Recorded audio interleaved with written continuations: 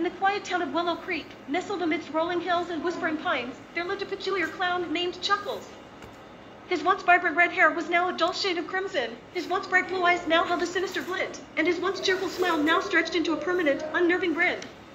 Chuckles wasn't your typical clown, the kind that brought laughter and joy. He harbored a dark secret, a twisted desire to bring fear and pain to the innocent children of Willow Creek. The sight of their carefree laughter, their untainted joy, sent a chilling thrill down his spine, a twisted pleasure that gnawed at his soul. His playground was the local park, a haven of swings, slides, and laughter-filled afternoons. Under the guise of harmless amusement, Chuckles would lurk, his eyes darting from child to child, his mind concocting sinister plots. One sunny afternoon, as the park echoed with the joyous shouts of children, Chuckles found his target, a young girl named Lily, her bright smile and sparkling eyes radiating an innocence that made his heart ache with envy. He approached her with a feigned smile, offering her a balloon, its cheerful colors a stark contrast to his menacing aura. Lily, ever trusting and kind, accepted the balloon, her eyes widening with delight. But Chuckles' intentions were far from kind.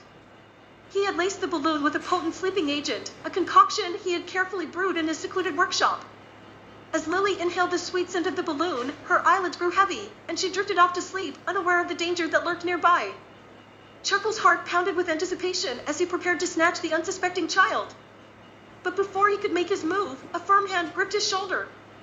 He spun around, his eyes narrowing as he faced the stern gaze of Officer Murphy, the town's sheriff.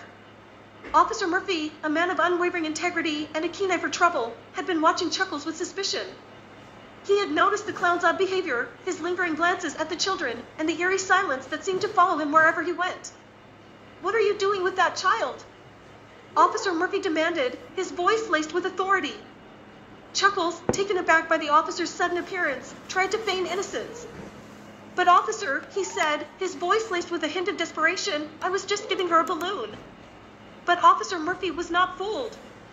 He saw the malice in Chuckles' eyes, the twitching of his fingers, and the barely contained excitement in his voice. He gently took the balloon from Lily's grasp, her sleeping form slumped against the slide, and carefully handed it to Officer Murphy. With a practiced hand, the officer examined the balloon, his suspicions confirmed by the faint trace of a strange substance on its surface. "You're under arrest, Chuckles," Officer Murphy declared, his voice echoing through the park, silencing the children's laughter.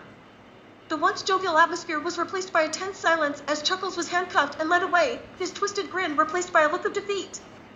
News of Chuckles' arrest spread like wildfire through Willow Creek, sending a wave of relief through the town. The children, once oblivious to the danger that lurked among them, now looked at each other with newfound caution, their laughter tinged with a hint of awareness.